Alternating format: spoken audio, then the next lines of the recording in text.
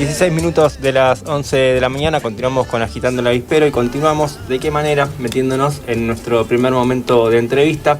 En este caso vamos a conversar con Silvina Sánchez Valdivia, docente de nivel medio y superior en nuestra localidad, para conversar sobre las diferentes situaciones que están atravesando las escuelas rurales en este contexto de pandemia. Así que saludamos a Silvina y le damos la bienvenida a Agitando el Avispero. ¿Cómo estás, Silvina? ¿Todo bien? Hola, ¿qué tal? Buenos días. Bueno, muchas gracias por la invitación. Gracias a la Radio ET por acompañar siempre la educación pública y por esta invitación en particular. Muchas gracias. Un placer.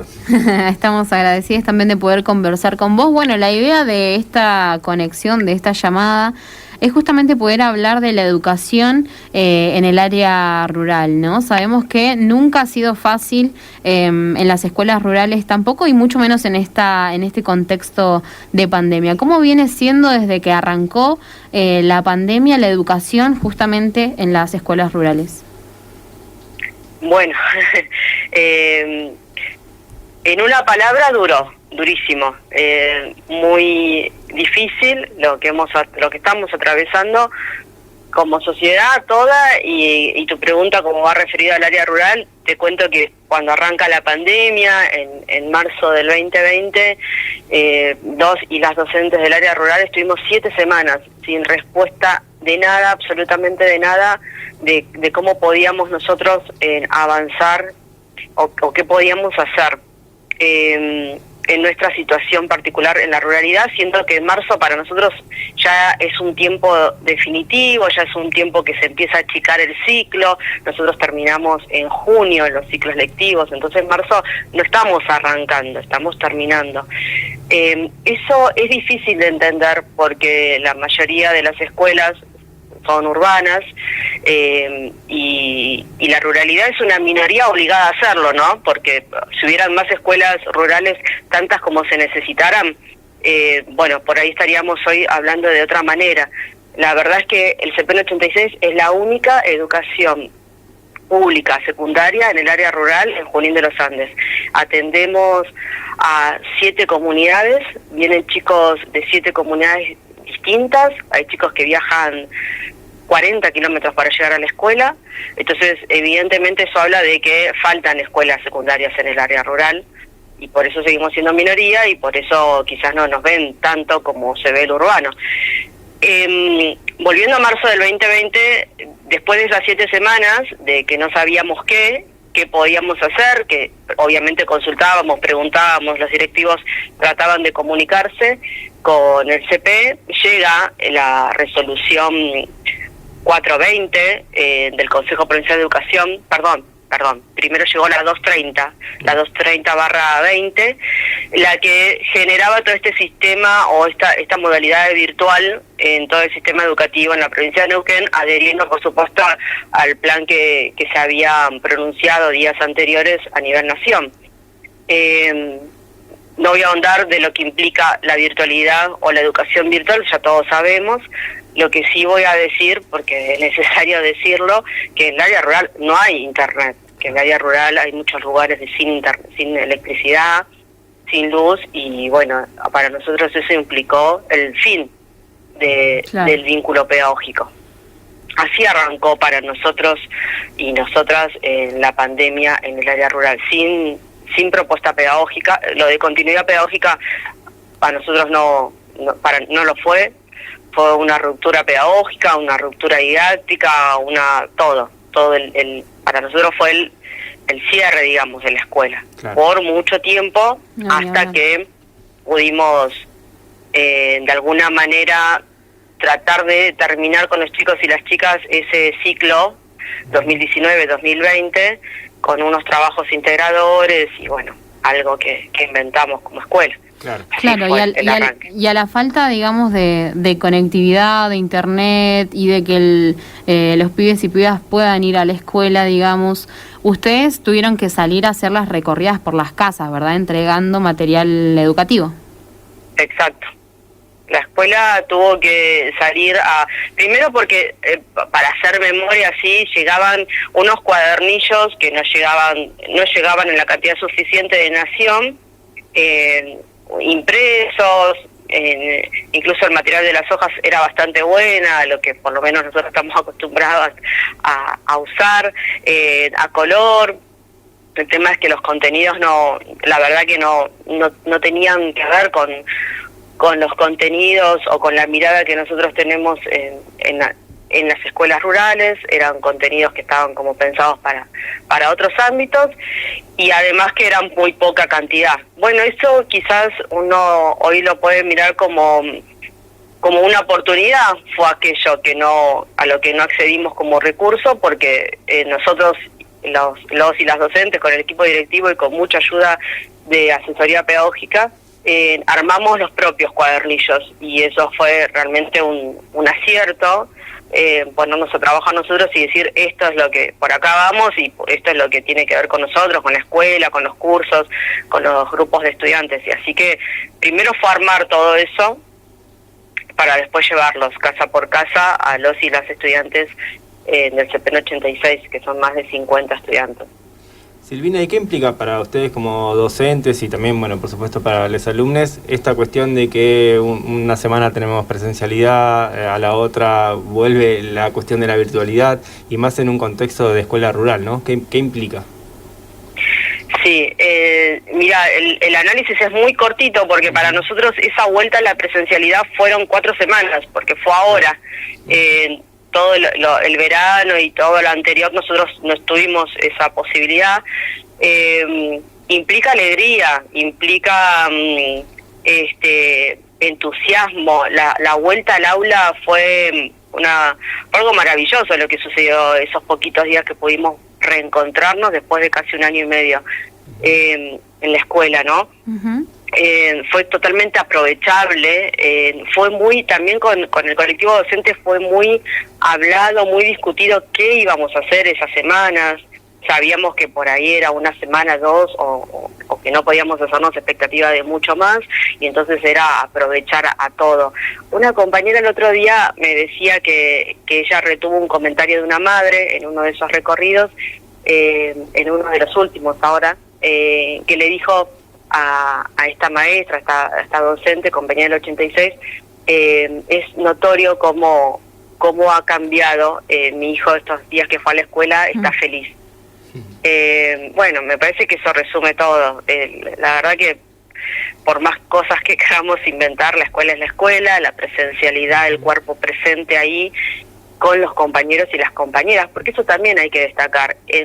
Cuando estamos en la virtualidad, creo que yo que también soy docente acá en el área urbana, en el Instituto de Formación Docente, quizás hay un Zoom y hay compañeros, compañeras, y bueno, algo intentamos hacer y nos tratamos de escuchar entre todas, o hay posibilidad de vernos, de encontrarnos, algo más se puede hacer. En el área rural los chicos y las chicas llegaban sus cuadernillos y solitas tenían que ponerse a hacer, sin el compañero o la compañera que arrojara una pregunta, una duda, un comentario. Eso es algo que faltó y que no se puede reemplazar, digamos, no hay manera. Justamente eso también queríamos como preguntarte, digamos, porque sabemos que es realmente difícil a veces como ponerse, no sé, los temas nuevos, cómo se encaran, digamos, en esta circunstancia, ¿no? Porque es un momento donde decir, bueno, hay cosas que paran y hay cosas donde hay que seguir avanzando. Uh-huh. Y los pibes y pibas, al menos en el área rural, cuando recibían los cuadernillos no tenían un docente que, como vos decís, se siente a explicar los temas nuevos, o les oriente un poco, uh-huh. Le diga, bueno, esto es de esta manera y demás. ¿Ustedes cómo vieron la repercusión de parte de los estudiantes en este caso, y el crecimiento también al pasar este tiempo de la educación de esa manera? Sí, bueno, nosotros nos hemos puesto como en plan de decir, siempre está esa discusión en el ámbito educativo de qué es la calidad educativa o qué o por dónde va, ¿no? Y a veces estamos siempre muy con la cabeza de que hay que dar mucho contenido y hay que dar todo el currículum, hay que dar toda la planificación para sentirnos que se hizo. Y siempre está esa tensión, ¿no? Si es eso o en realidad es enfocarnos en cosas prioritarias, en cosas que hoy se tienen que hacer y hacer una educación situada, respetando los tiempos y viendo qué es lo que se puede hacer hoy. Y hoy, digamos, en este contexto y en función de lo que vos me preguntás, por ahí fuimos con los compañeros y las compañeras de PD86, ¿no? No era un momento para decir vamos a completar la planificación, vamos a dar todos los contenidos, vamos a enviarle todos los temas, sino era esto, era hacer un cuadernillo, esperar que ese cuadernillo vuelva, ver qué pasaba con esa respuesta, con ese ejercicio, tratar de unir las respuestas de todos y todas y después enviar un cuadernillo con todas esas respuestas como para que recibieran también lo que nosotras y las otras habían dicho. Fue como muy paso a paso, fue muy despacito el proceso, si se quiere, pero necesario hacerlo así. Avanzar con temas nuevos en 4 semanas, en decir, bueno, doy esta unidad ahora y en 4 semanas doy otra, no, eso olvidémonos que fue así, y que no era posible, y además me parece que no respondía a lo que había que hacer hoy. Hoy había que mantener un vínculo pedagógico y había que mostrar algo y había que hablar sobre algo. Por supuesto, había que mantener una relación con el saber, pero tratando de ir viendo qué respuestas tenían ellos y ellas con eso que le presentábamos como tema, ¿no? Como propuesta. Y ahí avanzar. Y bueno, en términos de cantidad no fue mucho el contenido, no se pudo, pero también entendemos que era la manera de hacer las cosas. No, sin dudas. Silvina, bueno, traigo un poquito a la charla algo que comentábamos fuera del aire, ¿no? En relación a la estandarización que se está queriendo llevar adelante en algunos casos con este tema de la presencialidad, la virtualidad y demás. Vos lo estás comentando, ya bien sabemos que no para todo el territorio del país la situación es la misma. Y pareciera ser que desde los gobiernos se entiende como que sí, si bien se están llevando adelante ahora, se están empezando a pensar cuestiones de conectividad o trabajos o planes de política pública para que la conectividad llegue a más lugares, se van a entregar netbooks y demás. Es como algo que va a venir a futuro, digamos. Es algo en lo que se está empezando a trabajar ahora, pero la situación concreta existe hoy y vos la estás narrando en esta charla, ¿no? Sí, para ser puntual y para un dato histórico, el anterior gobierno nacional desmanteló un programa que era Conectar Igualdad, lo desmanteló y ahora nuevamente se está retomando. No quiero decir que Conectar Igualdad funcionaba espectacular y que de pronto no lo tuvimos más. Habían unas posibilidades allí potentes para seguir trabajando y seguir creciendo en eso, y tuvimos 4 años en los que eso se desmanteló y ahora volver a recuperar eso, bueno, lleva su tiempo y su dificultad. Eso por un lado. Por el otro lado, el tema de la estandarización, hablábamos de eso hace un rato, es una visión que yo tengo de que se intentó a nivel país tratar de llevar ciertas políticas a todas las provincias, a todos los distritos, y somos todos bien distintos y pasan cosas distintas en todos lados. En relación a la pandemia, fíjate que nosotros en marzo, cuando arranca esto en del 2020, nosotros los primeros casos en Junín aparecieron allá por agosto, septiembre del 2020. Sí. No teníamos casos. Entonces, quizás hoy es fácil decir podríamos haber seguido. En ese momento, claro, no sabíamos qué sucedía con este virus y qué sé yo, y bueno, y teníamos que tomar medidas. Pero después de un año, ahora este nuevo junio que nos agarra y que ya nos dicen de nuevo que no podemos seguir y que no podemos terminar, ya eran 2 semanitas que nos quedaban como para decir, terminábamos la clase y una semanita para poder tomar mesa de examen en la escuela, no lo pudimos llevar adelante. Me parece que eso son posturas que se toman, sobre todo, voy a decir, a nivel provincial, desconociendo o no queriendo conocer que la provincia de Neuquén tiene como distintas realidades, ¿no? No queriendo conocer las cifras, no queriendo conocer qué está sucediendo con la pandemia en cada distrito, en cada lugar, y qué posibilidades tiene cada colectivo. Nosotros éramos 2 semanas que podríamos haberlas, creo yo y entiendo, haberlas utilizado de alguna manera, resguardando, por supuesto, con las políticas sanitarias la salud de todas y todos, pero me parece que en esta suerte de querer resolver ya y querer resolver para todos y todas, no hay un trabajo más finito de sentarse a hablar con cada colectivo, con cada distrito, a ver qué se puede hacer y escuchar, ¿no? Escuchar las voces de la escuela que teníamos propuestas, ideas, opiniones sobre cómo hacer las cosas.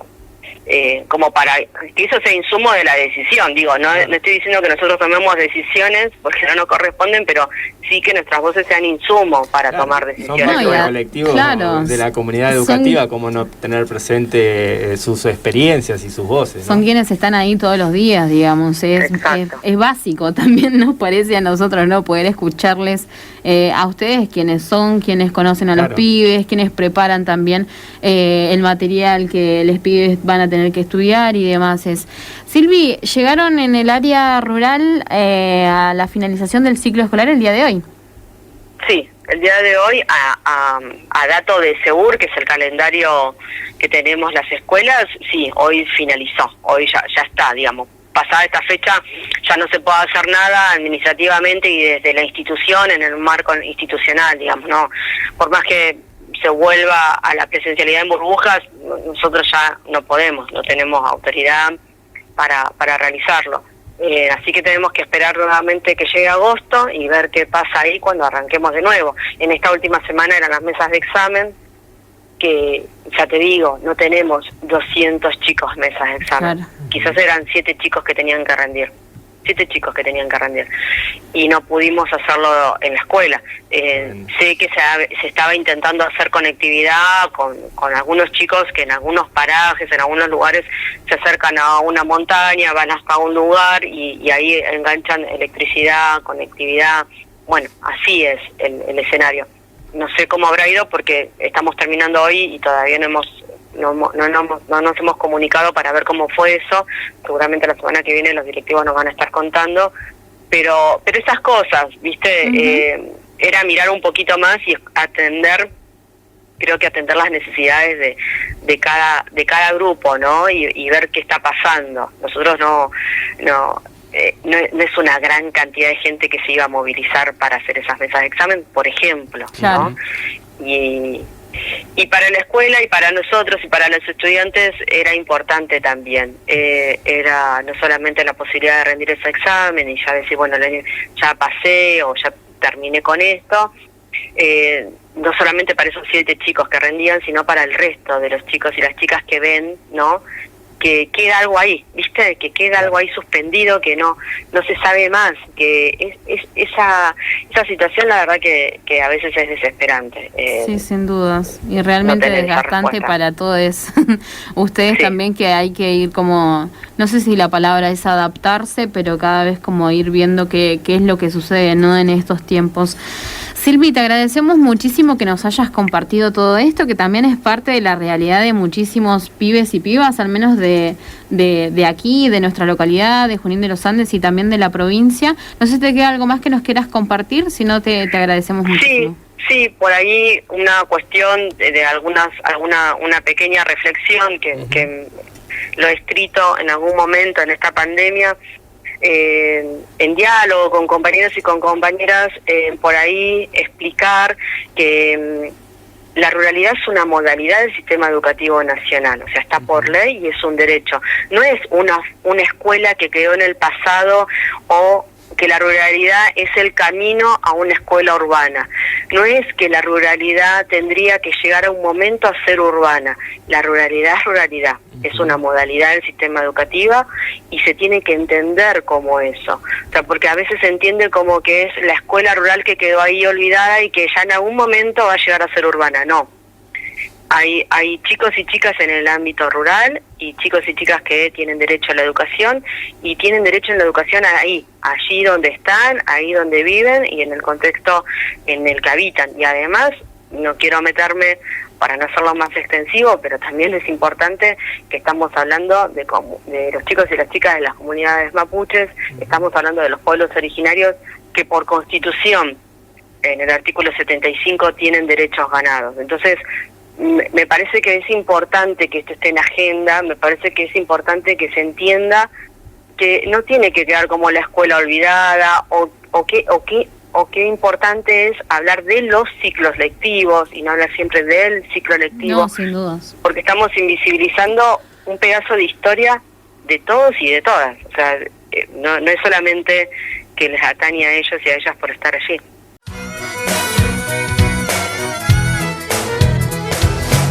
Distintas voces, diversas miradas. Hacemos comunicación popular y alternativa. Por el 90.5 FM Che Comunitario.